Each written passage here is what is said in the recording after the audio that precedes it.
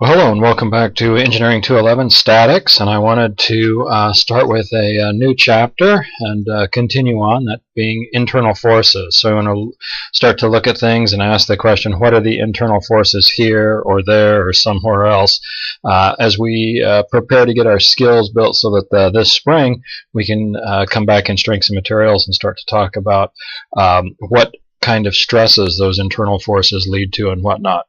Well, this is a procedural method that we have. It's a three-step procedure.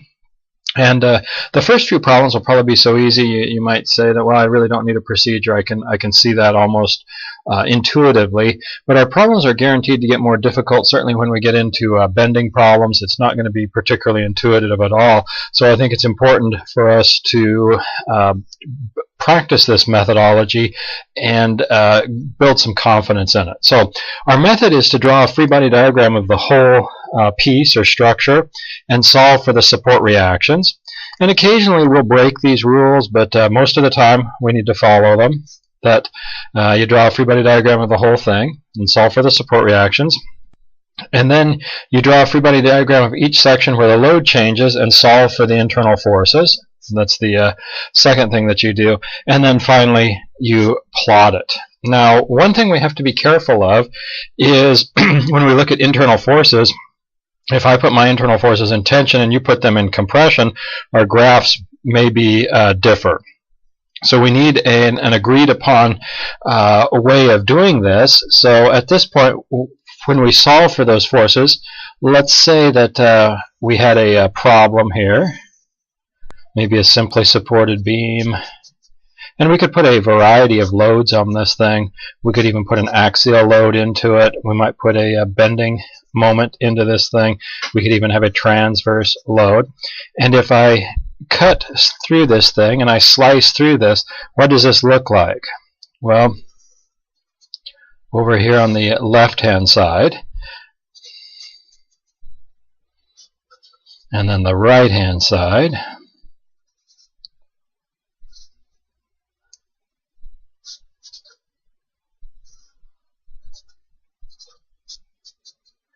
okay, we agreed that we're always going to put the internal tension force positive in tension.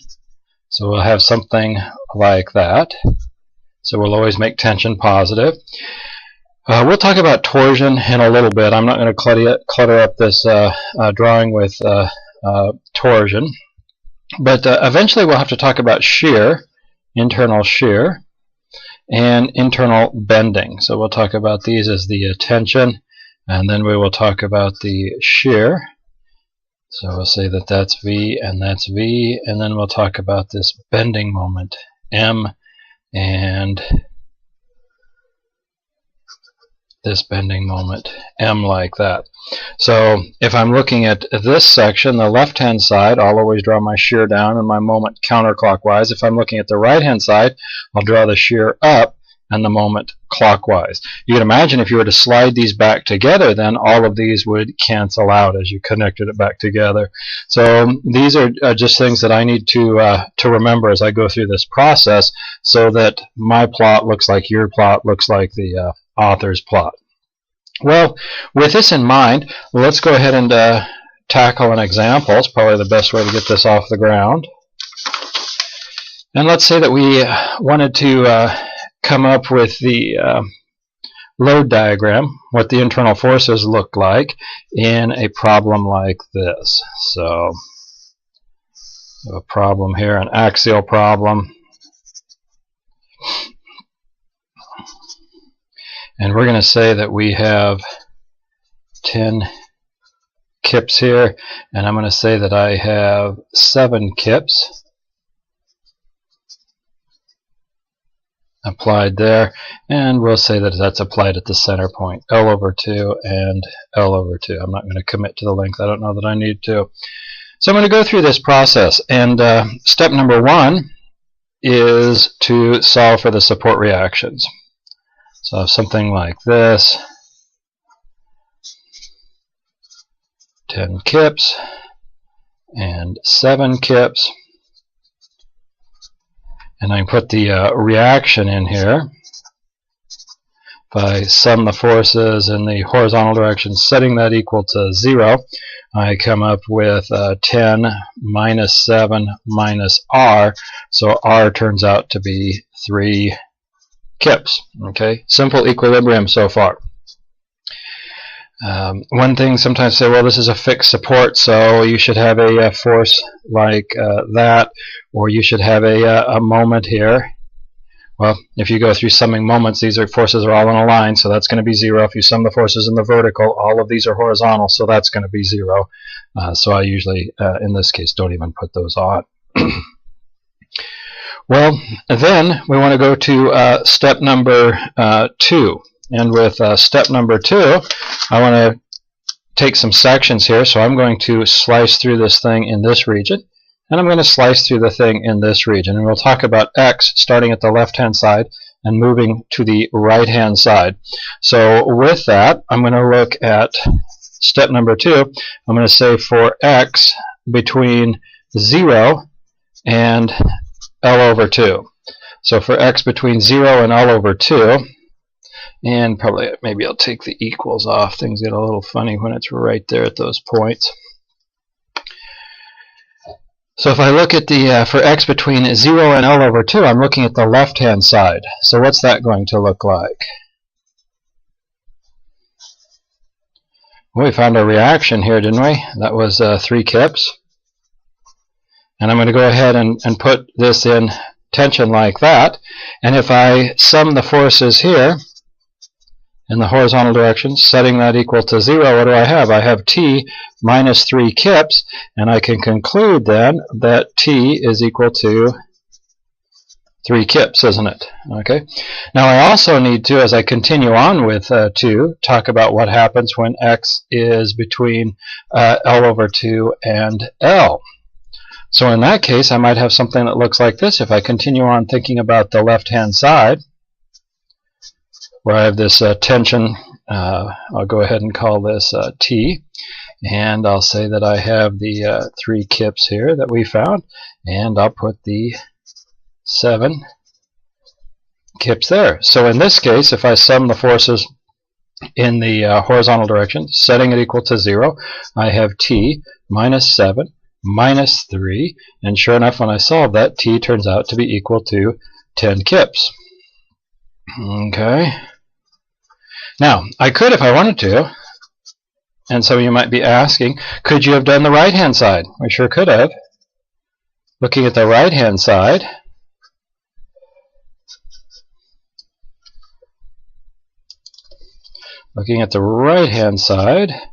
I would have 10 kips, and then I've got this internal. We agreed this is how we were going to draw it, right? If we're looking at the left-hand side, we draw it to the right. If we're looking at the right-hand side, we draw it to the left. So here, when I sum the forces in the horizontal direction, setting that equal to 0, what do I have? I have 10 minus T is equal to 0. So again, T is equal to 10 kips. So whether we look at the right-hand side or the left-hand side, we get the same answer, which is important. And sometimes there'll be an advantage, and one's just easier than the other. But you should always, done properly, get the same answer. So then going to step number 3, we want to plot this thing. So we're going to talk about x here, going from 0, L over 2 to L. And we could talk about the internal force here, T in kips. And what do we have? For the from 0 to L over 2, we get 3 kips. And then for L over 2 to L, we have 10 kips. So we have something that does something like this, right?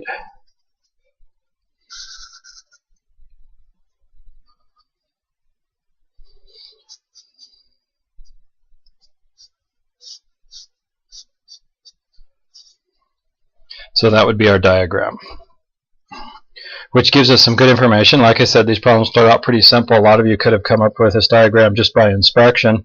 But this gives us some good information. If we wanted to really optimize this problem, maybe we would want to design it.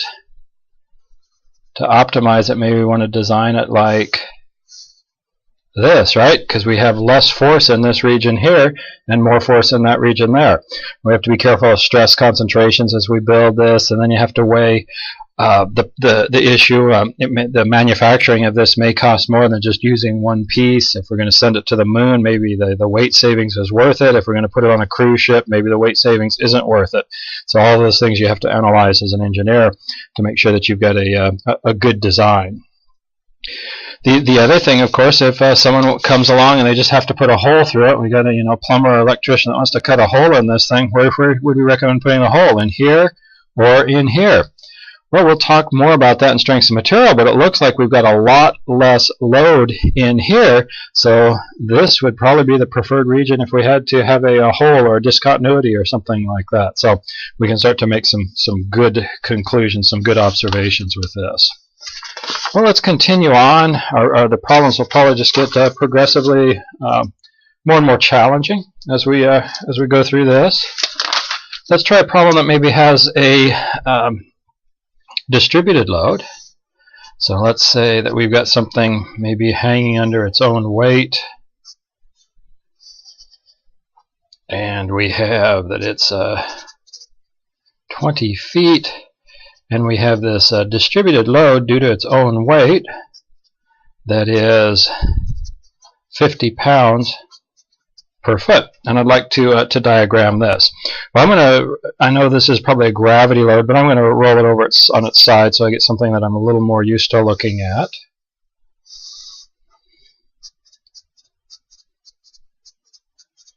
So 50 pounds per foot. I'd have some reaction up here, and again, you could say, well, this is a fixed support, but the horizontal piece here would be 0. The moment would be 0 because it's hanging straight down. So all I have is non-zero is this reaction there. This was 20 feet. So we could say that summing the forces in the, maybe I shouldn't use horizontal and vertical because I've rotated this thing. Let me say X and Y. So in the yeah, we'll say X and, let's see, maybe, well, I could just sum it in the Y direction because we've rotated this down. So we'll say Y. We'll put Y in quotes. Then setting that equal to 0, what do I have? Well, I have 50 pounds per foot times 20 feet minus R, right? So I could say that R was equal to what, 1,000?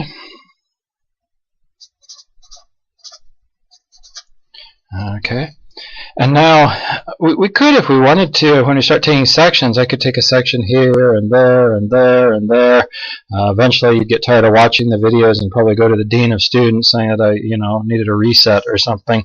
But I think we could probably just as well just take one section and take that section at X. Okay, so we'll go to step number 2 here and look at X between 0 and L. So I'm just going to do one section in there. And if I look at the left-hand side, what does this look like? I'm going to have this internal tension force, and I've got then these things, and I've got my reaction that I just found. That was 1,000. Okay. And this distance is X. Okay. So I could say, summing the forces there, setting those equal to 0, and I guess I'd be down in that Y direction again, the axial direction there. I've got T plus, what do we have, 50 pounds per foot, plus 50 times X, because I've got this distributed load acting over X, 50 times X, plus T minus 1,000, right? So T is equal to 1,000 minus 50x. Does that make sense? Well, let's see. If I'm up here, the internal force should be pretty close to the reaction, right? So when x is equal to 0, the internal force is 1,000. That's looking good. And down here, the internal force should be very close to 0, shouldn't it? So at 20, yeah, it's very close to 0. Good. Now the question might come up, could we, or, we'll say or, we could look at this. Could we have looked at the right-hand side of this thing? And the answer is absolutely.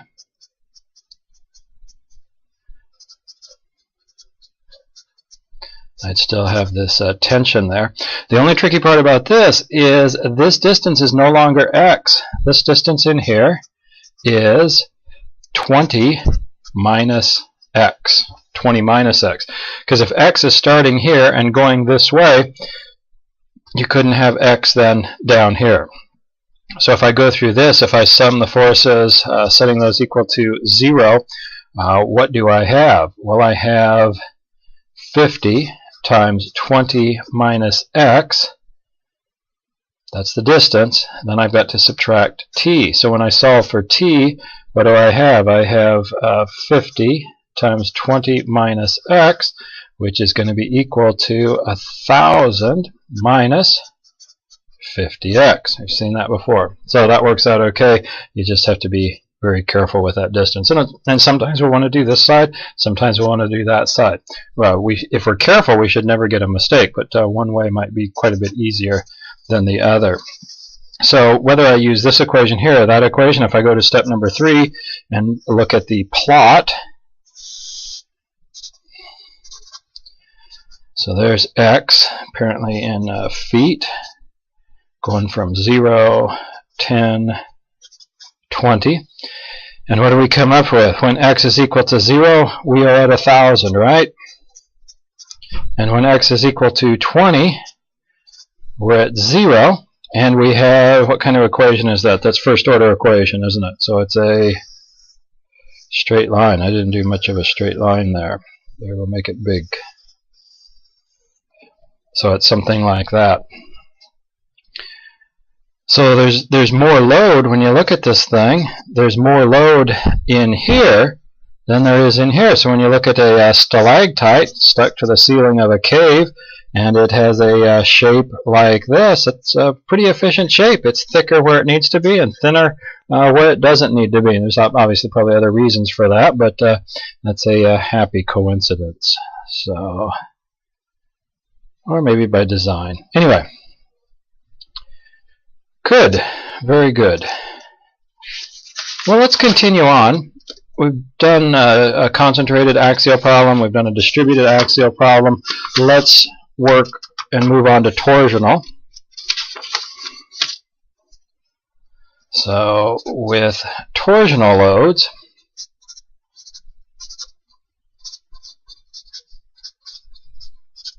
these are moments or torques.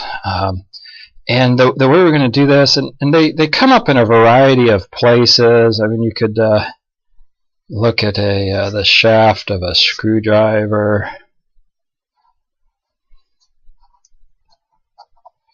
Okay. Maybe a socket wrench. So we look at a extension on a socket set.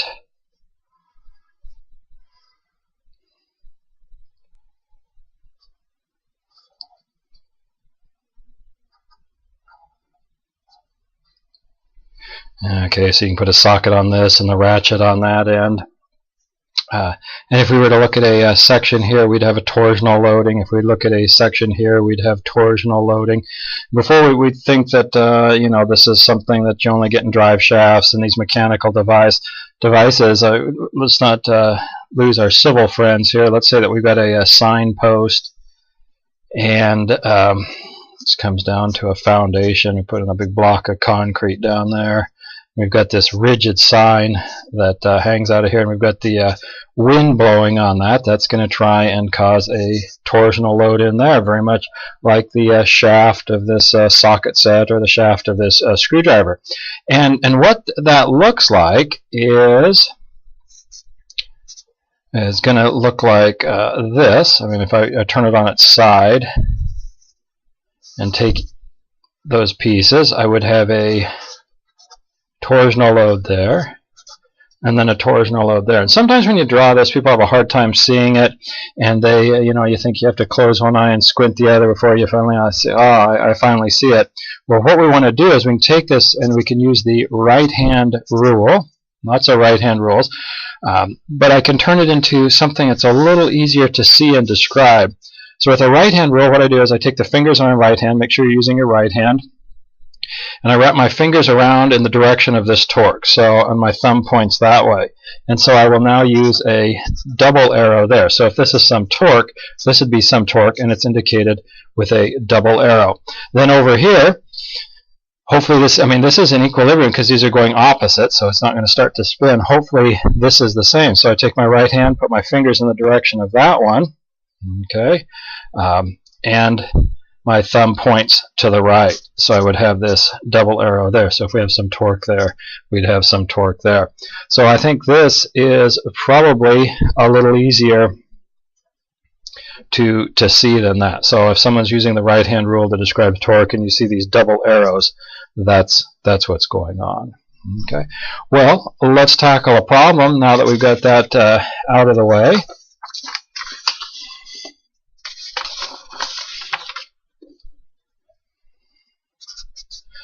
So let's say that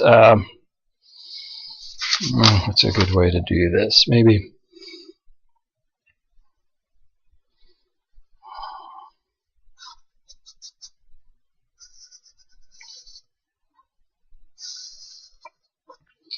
so I'm going to say that I have something like this.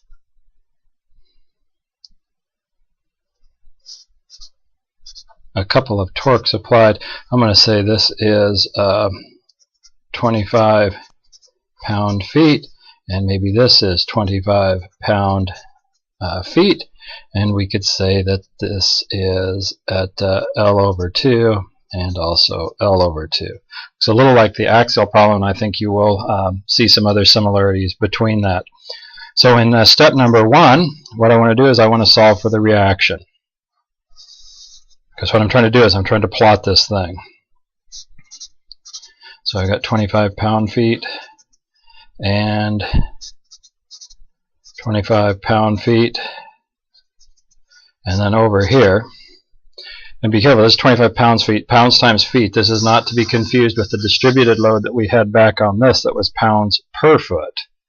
Okay, that's a distributed load, pounds per foot. Pounds times feet, that's a torque, or that's a moment. So I've got this internal torque here in T. Maybe not a very good character. Maybe I should say that we have some. Well, I just say that this is R. Okay. And let's see. How can I do this? Well, I could. What I'm actually going to do is I'm going to sum the moments about the center line, setting that equal to 0, and I would have 25 plus 25 minus R, right? Because if you came over here and you looked at this from this direction, okay, so your view is from this direction. I guess you've got lasers because your view is that way. The light's coming out of your eye. It doesn't necessarily, that's not what happens, but that's our direction that we're looking. Okay. What would this look like? We'd see the end of that shaft. We'll presume that it's round. It doesn't matter for our purposes right now. But we would have, with the right-hand rule, we would have at the end, you'd have 25 like this, right? And then we'd see down a ways, we'd have another 25. And then what about this R? That's going to go the opposite way, isn't it? So we'd see this R going like that. So if I sum the moments about this point right here, we'd have 25 plus 25 minus R. Now I don't want to commit heresy here, but you can really treat this a lot like a tension problem because we have what? 25 to the right, 25 to the right. What would R have to be to the left? R would have to be equal to 50 pound-feet.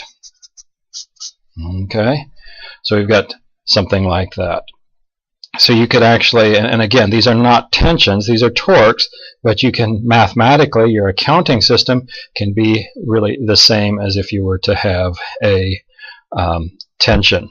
Well, I'm going to go ahead and take a section through here and a section through here. We'll take X starting there, like that. So I'm going to go to step number 2 and talk about when X is between 0 and L over 2. and we would have something that looked like this. And I don't think we've talked now, maybe we'll put it down here. Our sign convention for torque, as you could imagine, looks an awful lot like tension. So if I look at these pieces, if I take the left-hand side, my torque is going this way. If I take the right-hand side, your torque is going like that. So if you can remember the tension one, you can remember the torque. So you got to remember that so that our diagrams look the same in the end. So let's put this in here. We'll put this unknown torque. We'll call that Q maybe for torque. We've used T enough already. This is back here at 50. So if I go through this process, summing the moments about the center line, setting it equal to 0, analysis similar to this one, I would recognize, or you could just look at this from a equilibrium standpoint. Well, that's what we're doing here too, I guess, really. And you have that Q is equal to what? Q is going to be equal to 50 pound-feet, isn't it? And then we might look over here for X between L/2 and L, and we'd have something that looks like this. There's a couple ways that we could do it. We could say that we have 50 here,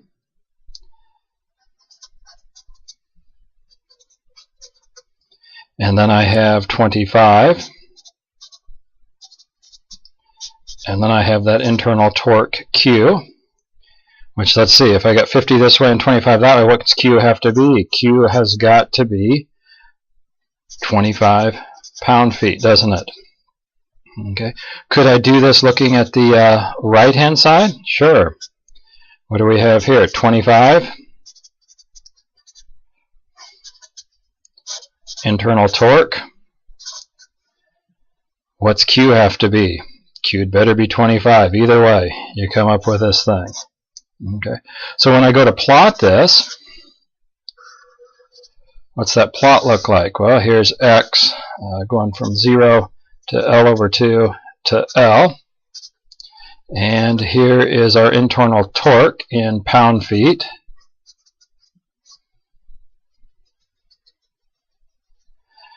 And what do we have for the first piece, for the first part of it? 0 to L/2, we have 50.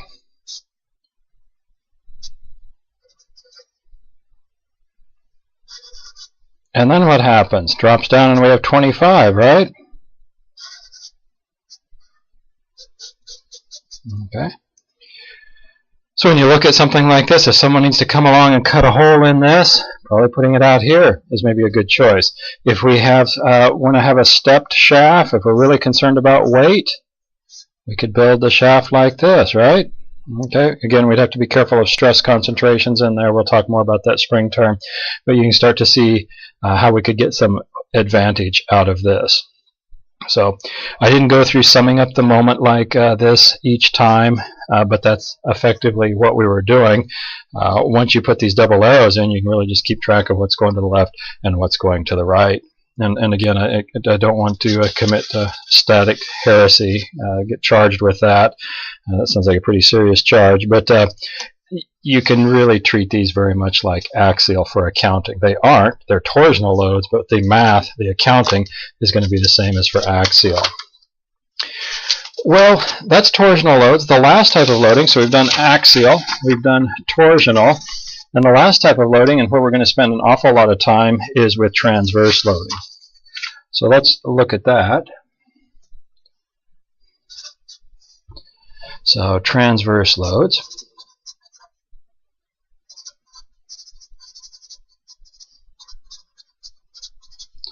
So with transverse loads, we might have a beam. It could be cantilevered or simply supported. Maybe we'll have a little of each. So there's simply supported with a cantilever section. We could have some distributed load on this thing. We could have a concentrated load on this thing. You have a concentrated load out here. We might even put a concentrated moment on it. So all of these will lead to what's known as, what do we say here? Create.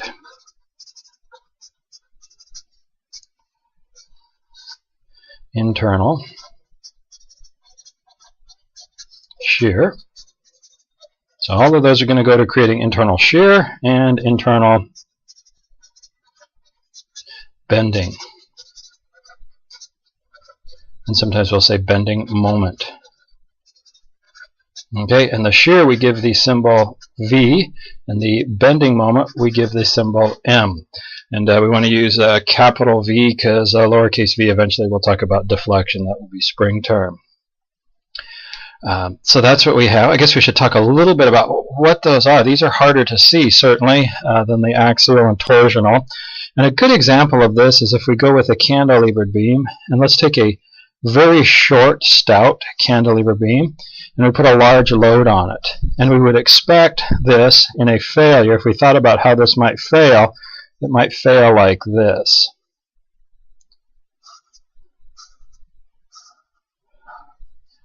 Where it would actually shear through.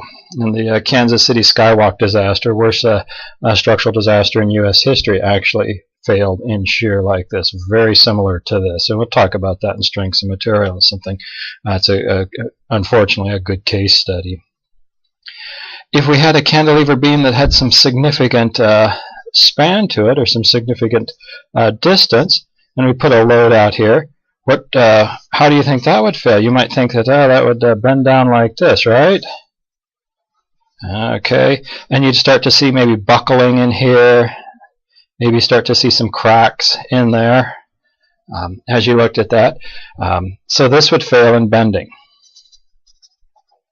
whereas this was going to fail in shear. And you can look at that. I mean, if you go to cut a piece of paper, so you take a piece of paper like this, and you put your shears, isn't that what they call scissors sometimes? They call them shears. And these scissors are nice and close together. They shear right through it, don't they? But if you have a pair of old scissors or shears, or maybe your left hand trying to use right hand ones or something like that, and the joint is not maintained nice and tight, so you have some distance between these jaws of the scissors, what happens? The paper bends through there, very frustrating. So as you're trying to cut that paper, you're trying to get it to fail in shear, just like this. But because these jaws of the scissors are too far apart, it fails in bending. I guess nowadays, well, you know, it used to be we'd take the scissors out to the shop and we'd probably sharpen them up and then peen the joint, that little rivet that holds it together, peen that together tighter, maybe put a little oil on them, really do a job on them. But nowadays we got, you know, we're green and everything, so we'll just throw those away. So anyway, seems like a lot of things are disposable, but anyway, so that's probably a good example of the difference between shear when you're trying to cut through paper and bending when you're probably frustrated that the paper is going through the shears like that. Okay, so with that, I guess we'll reinforce the deformation sign convention. Remember when we started out, if we were going to look at the left-hand section of the beam, we would draw the shear force down and the bending moment counterclockwise, whereas if we looked at the right-hand side of the beam, we're going to look at the shear going up, and the moment is going to be going clockwise. So I got the moment counterclockwise and the shear down, the moment clockwise, and the shear is up on that. So let's try a very simple example, a very common example, and see if we can go through this. So I'm going to start with an example, a simply supported beam.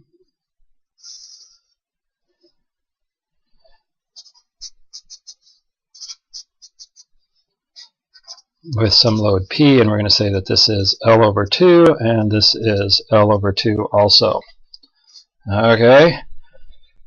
So the first thing, and I'm going to leave this kind of clear here because I'm going to try and draw my shear and moment diagram right underneath this. So step 3, the shear and moment diagram is going to be right here. We're going to have the shear, and we'll have the bending moment right there.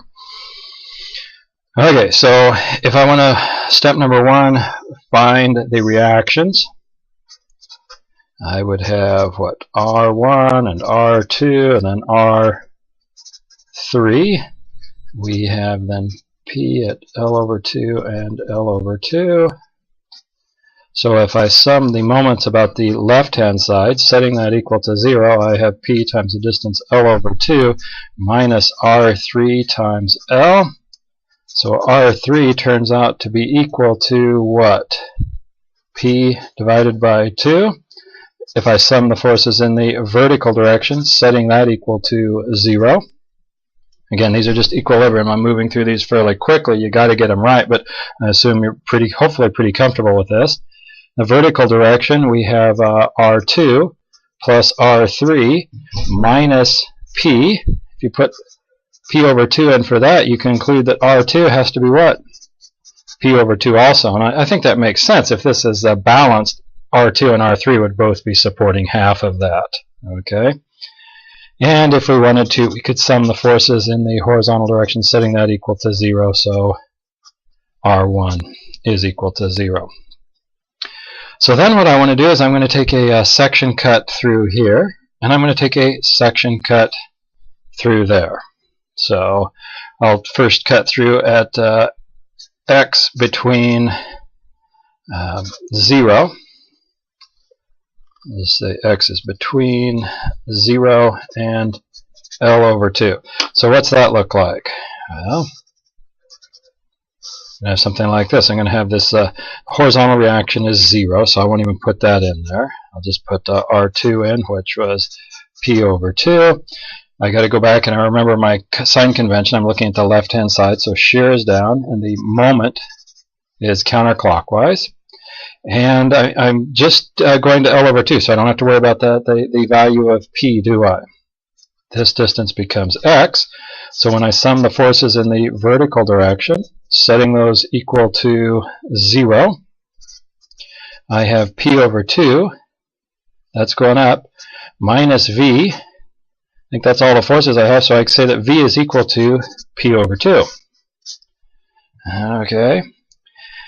And then if I sum the moment about the cut, setting that equal to 0, I could say that I have m minus P over 2 times the distance x, right? Apparently I'm taking that way as positive. M is going that way, P over 2 times x is going the other way. You might say, how about this V? Well, I've actually exaggerated things a little. If I was more honest about this cut end and where V was, V would actually go right through the cut, like that. Okay, I've just moved that out so it's a little easier to see. So the distance that V acts through, the distance that we'd multiply V by would be 0. And I mean, we could add this in, plus V times 0. We usually don't do that, though. Okay, so we solve for m. M turns out to be equal to Px over 2. Okay. So then, I guess I could plot these. That's good for the first part. So what's V going to be? P over 2.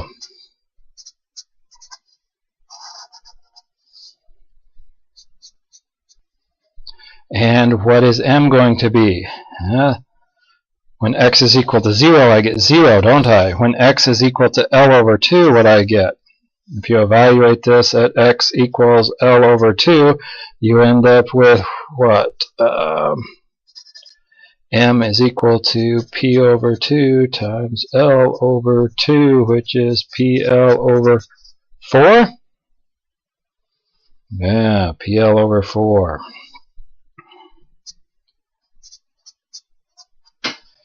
Okay. What kind of an equation? It's linear. So I've got something that looks like that. Okay. Well, we're not done yet, so let me continue on.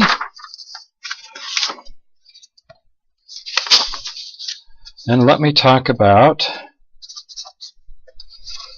what I have done. X is equal to L over from 0 to L over 2. So let me do x between L over 2. I think I don't want to equal that because then I'm confused about what P is. So L over 2 to L. So what's that going to look like? Well, I could do the left-hand side.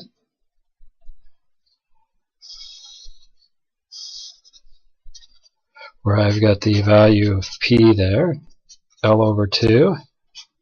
This reaction, that's P over 2. This is X distance. And again, I have my shear down and my moment like that, right?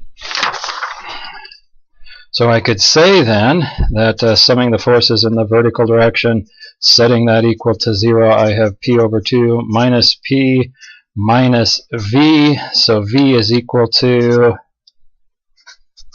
minus P over 2, is that right? Let's see, V goes to the other side. So P over 2 minus P, yes, minus P over 2. And if I sum the moment about the cut, setting it equal to 0, so I'm summing the moment about this cut right there. I don't have to worry about V, but I will put M in there. And then I'm going to add to it, P times this distance here. What's that distance there? Well, that's X minus L over 2, isn't it? And then I have to subtract off P over 2 times X.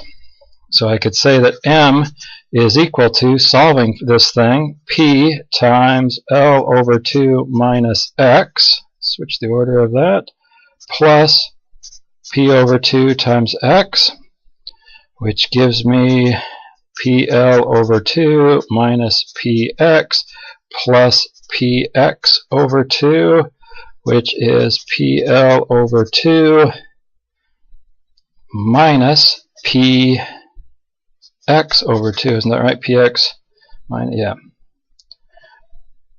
Which allows me to say that the moment is equal to P over 2 times L minus X. Yeah, P over 2 times L minus X. Could we have got this if we looked at the, and you're not going to necessarily do both of these, but for our purposes, could we have looked at the right-hand side? Yeah. So over here, we're going to have the reaction that we got here, R3, which was also P over 2. Our deformation sign convention says that V, oops, I didn't do that right, did I?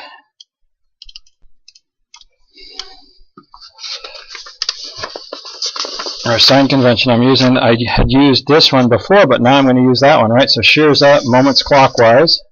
So shear is up, moment is clockwise, because when you add these together, the shears cancel and the moments cancel. That's good. And the only tricky thing in here is this distance from there to there is not X anymore, it's L minus X. You have to be careful of that. So if I sum my forces in the vertical direction, setting those equal to 0, I have V plus P over 2. I don't think I have any more forces, so V is equal to minus P over 2. It's nice when we get the same thing, isn't it? Okay. And if I sum the moment about the cut point, setting that equal to 0, so I'm summing the moments about that, and the shear, of course, intersects that cut. So I could say that I have M minus P over 2 times the distance L minus X. Or I could say that M is equal to P over 2 times L minus X, which is the same thing we got there. So, again, you'll always get the right answer if you're careful, but sometimes, in particularly this case, this was easier. Well, we had less algebra and whatnot. Okay, that's not always true.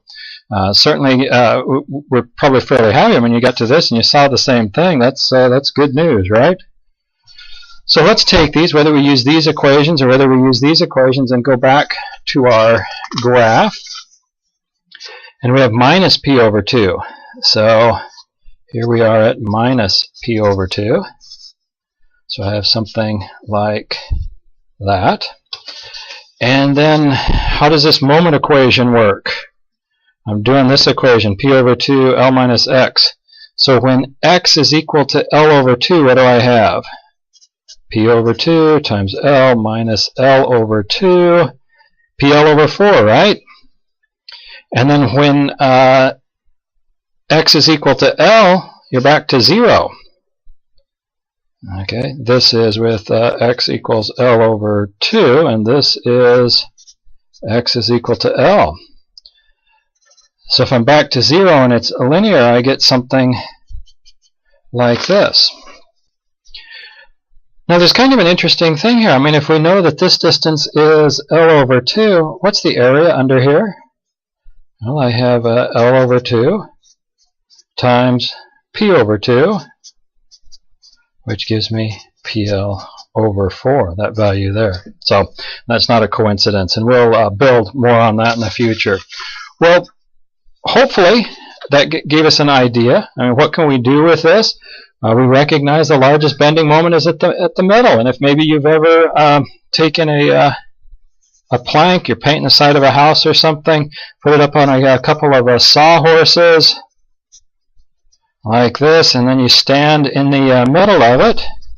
Okay, hopefully it doesn't fail on you, but if it failed, you'd expect it to probably fail in the middle where you have the maximum bending moment.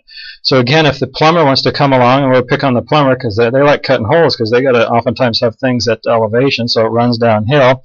But anyway, if it needs to cut a hole there or there, where are you probably going to have them cut the hole?